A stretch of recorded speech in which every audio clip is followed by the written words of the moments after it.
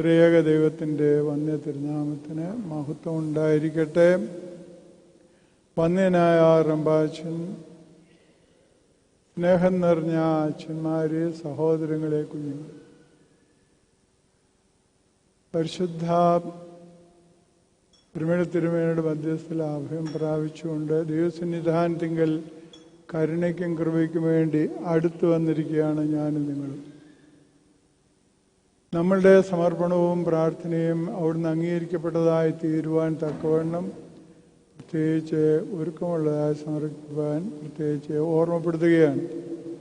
ഇന്ന് വായിച്ചതായ വിശുദ്ധ എവങ്കേലിയൻ ഭാഗം വിശുദ്ധ യോഹന്നാൻ ശ്ലീഹായുടെ സുവിശേഷം 6-ാം അധ്യായം 40 മുതലുള്ളതായ ഭാഗങ്ങളാണ്. അവിടുത്തെ 2 കാര്യങ്ങൾ മാത്രം വളരെ ചുരുക്കമായി പറഞ്ഞുകൊണ്ട് ഞാൻ എൻ്റെ വാക്ക് ചുരുക്കാം. അവിടെ പറയുന്ന 2 കാര്യങ്ങൾ. അവസാന ഭാഗത്ത് എല്ലാവരും പിതാവിനാൽ ആകർഷിക്കപ്പെട്ടവരായിത്തീരും. വീണ്ടും പറയുന്നു, എല്ലാവരും ദൈവത്താൽ പഠിപ്പിക്കപ്പെട്ടവരായിട്ട്. ഇതിനെക്കുറിച്ച് ഈ അടുത്തിടയിൽ ഒരു ചെറുപ്പക്കാരൻ ചോദിച്ചു, എല്ലാവരും പിതാവിനാൽ ആകർഷിക്കപ്പെടുന്നെങ്കിൽ പിന്നെന്താണ് ചിലരൊക്കെ വഴിതെറ്റിപ്പോകുന്നത്? എല്ലാവരും ദൈവത്താൽ പഠിപ്പിക്കപ്പെട്ടവരാകുന്നുവെങ്കിൽ എന്തുകൊണ്ടാണ് ചിലരൊക്കെ വഴിതെറ്റിപ്പോകുന്നത്, നേരായ പാതയിൽ നടക്കാത്തത്? നമുക്ക് സ്വാതന്ത്ര്യമുണ്ട് നന്മതിന്മകൾ തിരിച്ചറിഞ്ഞ് ഏതാണ് നല്ലതെന്ന് വെച്ചാൽ എടുക്കുവാനായിട്ട്. പലപ്പോഴും പലർക്കും അതിന് കഴിയാത്തതാണ് അതിൻ്റെ ഏറ്റവും പ്രധാനപ്പെട്ട കാര്യം.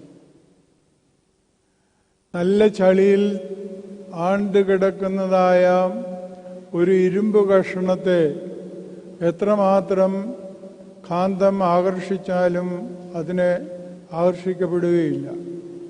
മുടിയനായ പുത്രൻ അങ്ങനെയായിരുന്നു, തെറ്റുകളിൽ ആണ്ട് കിടക്കുകയായിരുന്നു.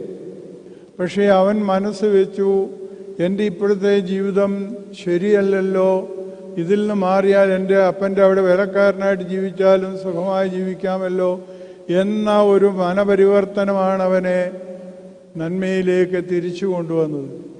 അവനൊരു വ്യത്യാസമുണ്ടായപ്പോൾ പിതാവിൻ്റെ ആകർഷണ വലയം അവനെ കയറിപ്പിടിക്കുകയാണ്. ഇതാണ് ആവശ്യം. ആകർഷണ വലയത്തിലേക്ക് നാം തിരിഞ്ഞു നിൽക്കാതെ, പൈപ്പിൻ്റെ ചുവട്ടിൽ കുടം കമത്തി വെച്ചാൽ വെള്ളം കിട്ടൂലെന്ന് എനിക്ക് നിങ്ങൾക്കും അറിയാം. ഇതുതന്നെയാണ് നാം പിതാവിനാൽ എല്ലാവരും ആകർഷിക്കപ്പെടുന്നുണ്ട്. അവൻ ദുഷ്ടന്മാരുടെ മേലും നല്ലവരുടെ മേലും മഴയെ പെയ്യ്ക്കുന്നവനും വെയിലുദിപ്പിക്കുന്നവനുമാണ്. പക്ഷേ വേണ്ടതുപോലെ സ്വീകരിക്കുവാൻ എനിക്കും നിങ്ങൾക്കും കഴിയണം. നാം നോക്കിയാൽ നന്നായി പൂത്ത് നിൽക്കുന്ന ചില ചെടികൾ നമ്മൾ കണ്ടിട്ടുണ്ട്. ആ ചെടികളുടെ പൂക്കളുടെ അടുത്തേക്ക് തേനീച്ചകൾ വന്നടുക്കും. എന്തൊരു രസമാണ് വന്നിരുന്നു മൂളപ്പാട്ടിലോട് വന്നിരിക്കുന്നത്. അതേ സമയത്ത് അതിൻ്റെ ചുവട്ടിൽ ഇത്തിരി മലിന വസ്തുക്കളുണ്ടെങ്കിൽ അതിൻ്റെ ചുവട്ടിൽ സമൃദ്ധിയായിട്ട് ഈച്ചകളും കാണും. ഈച്ചകൾക്ക് എന്തേ പൂവിന്മേൽ ആകർഷിക്കപ്പെടാൻ പറ്റാതെ പോകുന്നത്? ഈച്ച എപ്പോഴും അങ്ങോട്ടാണ്. ഈച്ച പിന്നെയും നമുക്ക് പാഠം തരുന്നുണ്ട്. അത് ആ മലിന വസ്തുവിൽ ഇരുന്നേച്ച് മൂക്കിന്മേലും ചുണ്ടിന്മേലും വായുമേലും ഒക്കെ വന്നിരുന്ന് കളയും. അത് 2 കൈയും നമുക്കൊന്നും സ്വാതന്ത്ര്യമില്ലാത്ത അവസ്ഥയിലാണെങ്കിൽ നമ്മൾ നിസ്സഹായരായി തോന്നും. ഒരു ഈച്ചയെ പോലും ഓടിക്കാൻ എനിക്ക് കഴിയില്ലല്ലോ എന്ന്. ഇത് നമ്മൾ അറിയണം. ഒരു ഈച്ചയെ പോലും ഓടിക്കാൻ കഴിയില്ലാത്ത ഞാനും നിങ്ങളുമാണ് പലപ്പോഴും പറയുന്നത് ഞാൻ ഇമ്മിണി എന്തൊക്കെയാണെന്ന്. ഇത് എൻ്റെയും നിങ്ങളുടെയും മനസ്സിലേക്ക് വരേണ്ടതാണ്. മൂന്നാമതൊരു എണ്ണം കൂടെ കൊതുകുണ്ട്. കൊതുകിന് നമുക്കറിയാം, പാലിൽ ചുരുത്തുന്നതായ അകിട്ടിൻ്റെ കീഴിലും അതിന് കൗതുകം രക്തമാണെന്ന് കവി പാടിയിട്ടുണ്ട്. അതിന് പാലല്ല ആവശ്യം. ആകർഷണങ്ങൾ ഓരോരുത്തർക്കും ഓരോ തലത്തിലേക്കാണ്. എനിക്കും നിങ്ങൾക്കും ഏതിലേക്കാണ് ആകർഷണമെന്ന് നാം പ്രത്യേകമായി ചിന്തിക്കേണ്ടത് അത്യാവശ്യമാണ്. പരിശുദ്ധ കന്യമറിയാം അമ്മയാണെങ്കിൽ 14 വയസ്സുള്ളൊരു പെങ്കൊച്ചായിരുന്നു. ആ പെങ്കൊച്ചിനെ സംബന്ധിച്ചിടത്തോളം ദൈവത്താൽ ആകർഷിക്കപ്പെട്ടപ്പോൾ, ദൈവത്താൽ പഠിപ്പിക്കപ്പെട്ടപ്പോൾ, അവിടെ പിതാക്കന്മാർ പറയുന്നുണ്ട്, ഒരു നാട്ടുംപുറത്തുകാരി കുഞ്ഞു മനസ്സിൻ്റെ ഉടമയായ അമ്മ ആ പഠിപ്പിക്കലിലൂടെ ഗബ്രിയേൽ മാലാഖയെ പറഞ്ഞുവിട്ട് പഠിപ്പിച്ചതിലൂടെ പിതാവാം ദൈവത്തിൻ്റെ ഹിതം സ്വീകരിക്കുവാൻ തക്കവണ്ണം മനസ്സിനെ വിശാലമാക്കി എന്നവിടെ രേഖപ്പെടുന്നുണ്ട് പിതാക്കന്മാർ.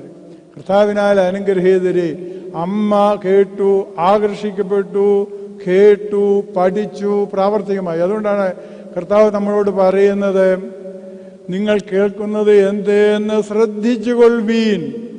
ശ്രദ്ധയോടെ കേൾക്കാനായിട്ട് പിള്ളേരോട് നമ്മൾ പറയും, ശ്രദ്ധിച്ചിരുന്ന് പഠിക്കടാ എന്ന്. പക്ഷെ പിള്ളേരോട് പറഞ്ഞാൽ മാത്രം പോരാ, പിള്ളേർക്കും നമുക്കും വേണ്ടത് ദൈവം നമ്മളോട് കൽപ്പിക്കുന്നത് എന്ത് എന്ന് ശ്രദ്ധിക്കുവാനായിട്ടാണ് പ്രത്യേകിച്ച് ഓർക്കേണ്ടത്. യൂത ദൈവത്തിൻ്റെ കൂടെ 3 വർഷം നടന്നു. അതും ദൈവത്താൽ ആകർഷിക്കപ്പെട്ടാണ് കൂടെ നടന്നത്. എന്നിട്ട് എന്നാ വരം? 3 വർഷം കഴിഞ്ഞപ്പോൾ അവൻ ഗുരുവിനെയും വിറ്റ് കാശ് വാങ്ങിച്ചുകൊണ്ട് തൂങ്ങിച്ചാവാൻ പോയി. ഇത് നാം അറിയേണ്ടതാണ്. കൂടെ നടന്നതാണ്. അവസാനം പോലും അവൻ നന്നാവുമെന്ന് വിചാരിച്ച് അവനെ അപ്പം മുറിച്ച് മുക്കി കൊടുത്തതാണ് ആദ്യം തന്നെ. പക്ഷെ ആദ്യം കിട്ടിയപ്പോൾ വിശുദ്ധ യോഹന്നാന്റെ സുവിശേഷത്തിൽ പറയുന്നുണ്ട്, അപ്പം വാങ്ങിച്ചപ്പോൾ അവനിൽ പിശാച് പ്രവേശിച്ചു. 13:30 പറയുന്നു, അവൻ അന്ധകാരത്തിലേക്ക് പോയി. അതേ സമയത്ത് ഒരാൾ അന്ധകാരത്തിൽ വന്നവനായ നിക്കോദീമോസ് നമുക്ക് കാണാൻ കഴിയും പ്രകാശത്തിലേക്ക് നടന്നെടുത്ത് കർത്താവിൻ്റെ കബറടക്ക സമയത്ത് പ്രകാശത്തിൻ്റെതായ സാക്ഷിയായി നിൽക്കുന്നതായിട്ട്. കർത്താവിനാൽ അനുഗ്രഹീതരെ ഞാൻ എൻ്റെ വാക്ക് ചുരുക്കുന്നു. ഞാനും നിങ്ങളും ഇന്ന് ഈ വിശുദ്ധ കുർബാനയെ സംബന്ധിക്കുമ്പോൾ ദൂരെയും ചാരിയും എഴുന്ന് കേൾക്കുമ്പോൾ ഞാനും നിങ്ങളും ദൈവത്താൽ ശരിയായി ആകർഷിക്കപ്പെടുന്നുവോ, അതോ പ്രകടനം മാത്രമാണോ? തേനീച്ചയുടെ സ്ഥാനത്താണോ, ഈച്ചയുടെ സ്ഥാനത്താണോ, കൊതുകിൻ്റെ സ്ഥാനത്താണോ എന്ന് ഞാൻ നിങ്ങളും ഇരുന്ന് ചിന്തിക്കണം. ദൈവം തമ്പുരാൻ തൻ്റെ അദൃശ്യമായ വലുതർക്കര നീട്ടി എന്നെ നിങ്ങളെയും വാഴ്ത്തി അനുഗ്രഹിക്കുമാറാവട്ടെ.